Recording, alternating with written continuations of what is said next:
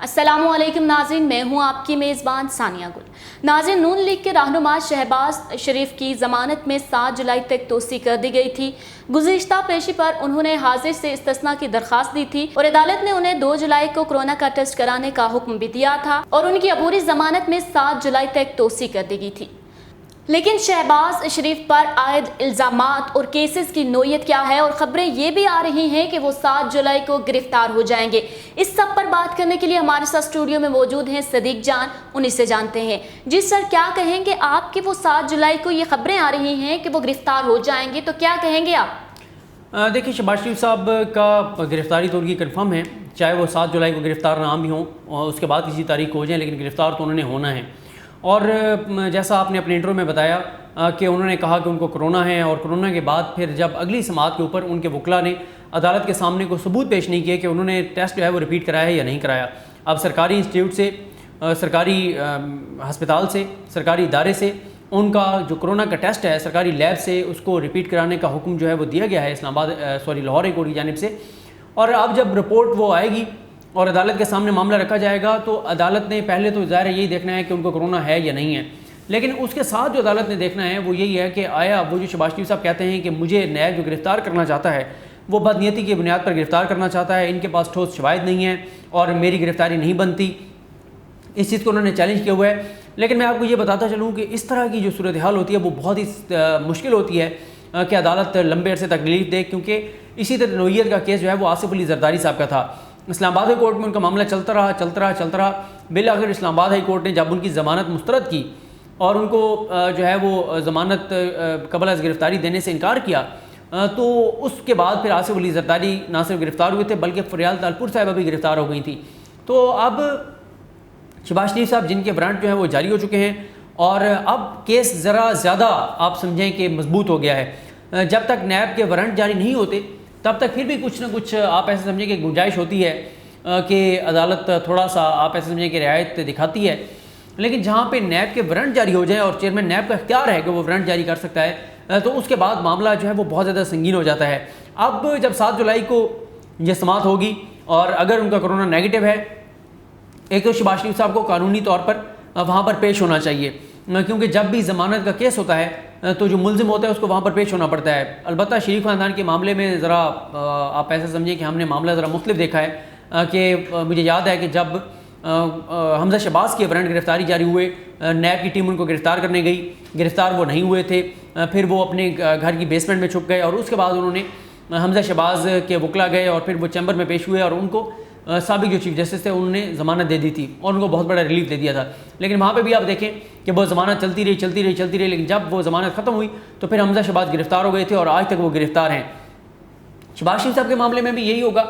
कि अगर 7 जुलाई को वो गिरफ़्तार नहीं भी होते तो नेक्स्ट किसी भी समात पर वो गिरफ़्तार हो जाएंगे, और अगर लाहौर हाई कोर्ट का फैसला ये आता है कि आप शहबाज शरीफ को गिरफ़्तार नहीं कर सकते तो उसके बाद ये मामला सुप्रीम कोर्ट में जाएगा, नैब इसको सुप्रीम कोर्ट में लेकर जाएगा और सुप्रीम कोर्ट इस पर फैसला करेगी कि आया शहबाज शरीफ साहब को गिरफ़्तार किया जा सकता है या नहीं किया जा सकता। लेकिन ये तो एक केस है, शहबाज शरीफ साहब के ऊपर कई केसेस हैं, तो इसलिए इस केस में अगर वो बच भी जाएंगे तो अगले किसी केस में धर लिए जाएंगे। तो शहबाज शरीफ साहब बस कोशिश ये कर रहे हैं कि किसी तरह से इदारों के साथ उनके मामला तय हो जाएँ और इदारों के साथ मामला तय हों और उनको कोई डील दी जाए, कोई ढील दी जाए, कोई फ़ायदा दिया जाए, कोई बचाया जाए। और इसलिए आपने देखा कि उन्होंने सोहेल वड़ाई साहब को एक कॉलम में के ज़रिए इंटरव्यू भी दिया था, जिसकी उन्होंने ये तरदीद नहीं की थी कि उन्होंने ये बातें नहीं की। उन्होंने कहा था कि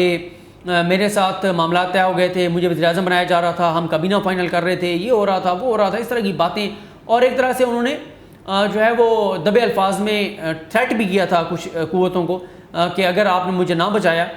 तो मैं बहुत कुछ जो है वो उगल दूंगा, बता दूंगा, सामने ले आऊँगा। तो शहबाज शरीफ साहब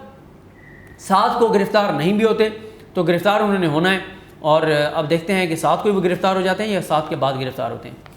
आपने जैसे कहा कि उनको अदालत से ढील या डील मिल सकती है, तो ये भी मुमकिन हो सकता है कि वो गिरफ़्तार ना हो और उनकी डील या डील हो जाए।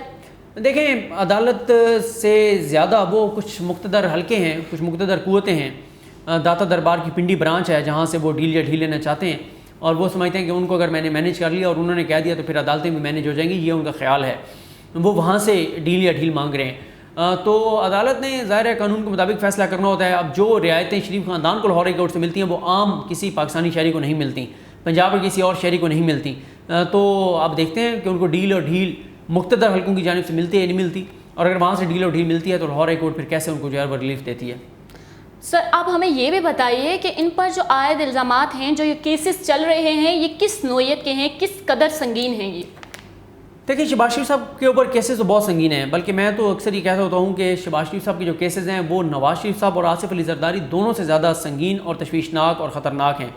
اس کی ریزن کیا ہے؟ اس کی ریزن یہ ہے کہ مکمل دستاویزی شواہد موجود ہیں. دیکھیں آپ بہت ساری چیزوں کو آپ ایسا سمجھیں کہ آپ ان کا انکار کر سکتے ہیں, آپ الزامات لگا سکتے ہیں, آپ کہہ سکتے ہیں کہ جی یہ سیاسی کیس ہے, آپ کہہ سکتے ہیں جھوٹے الزام ہیں, آپ کہہ سکتے ہیں یہ میں نے نہیں کیا, آپ یہ کہہ سکتے ہیں میں نے نہیں کیا, آپ یہ کہہ سکتے ہیں کہ میرے اگر اثاثے میری آمدن سے زیادہ ہیں تو وہ ثابت کریں کہ یہ کیسے ہیں, یہ ساری چیزیں آپ کر سکتے ہیں. لیکن شہباز شریف صاحب کے معاملے میں دستاویزی شواہد موجود ہیں. شواہد موجود ہیں کہ کس اکاؤنٹ میں کتنے پیسے آئے, کس اکاؤنٹ سے پیسے آئے, کس نے کہاں بھیجے, کس طرح بھیجے, کن ناموں سے پیسے آئے, کن ناموں پہ گئے, فیک اکاؤنٹ سامنے آئے, بے نامی اکاؤنٹ سامنے آئے, جعلی اکاؤنٹ سامنے آئے. پھر کچھ اور لوگ جو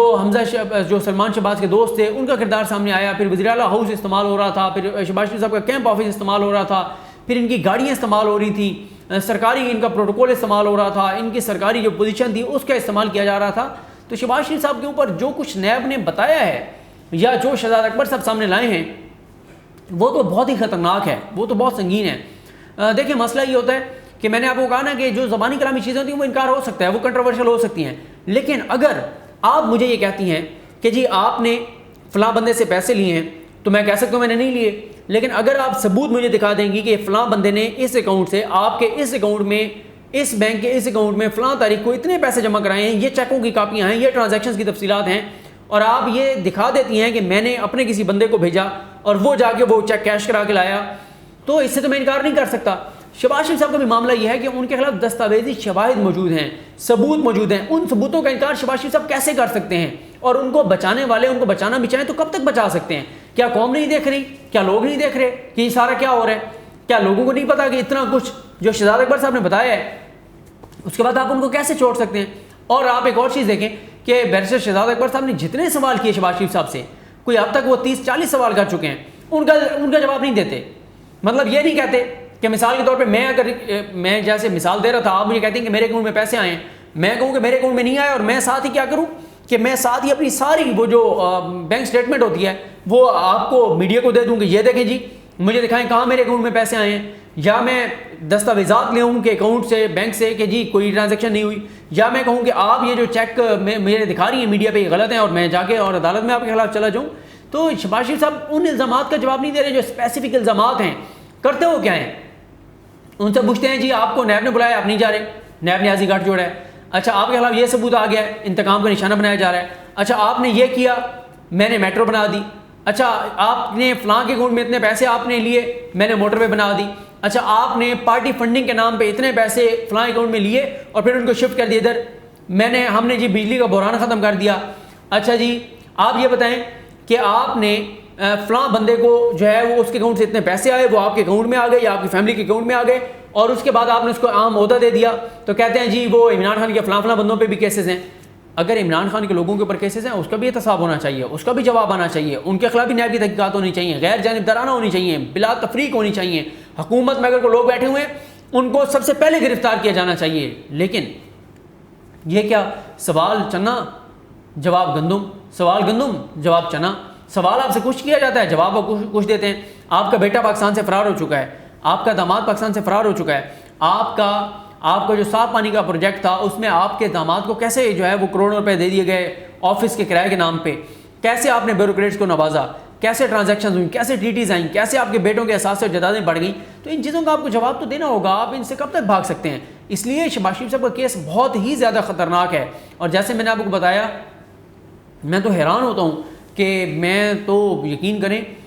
بہت حیران ہوں کہ اگر ان کے جو ماسٹرز ہیں اگر وہ ان کو بچانا چاہتے ہیں تو وہ ان کو کیسے بچائیں گے, کس کیس سے بچائیں گے, اور لوگوں کا کیا ری ایکشن ہوگا, لوگ کیا سوچیں گے, لوگ کیا سمجھیں گے. پاکستان کے نظام پر سے لوگوں کا کتنی تیزی سے پہلے اعتماد ختم ہو چکا ہے, مزید کس طرح سے لوگوں کا اعتماد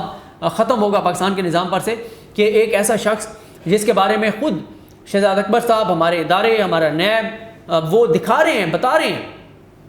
کہ یہ چیزیں ہمارے سامنے آ چکی ہیں، تو کیسے آپ ان ساری چیزوں سے جو ہے وہ قطع تلقی کرتے ہوئے، اور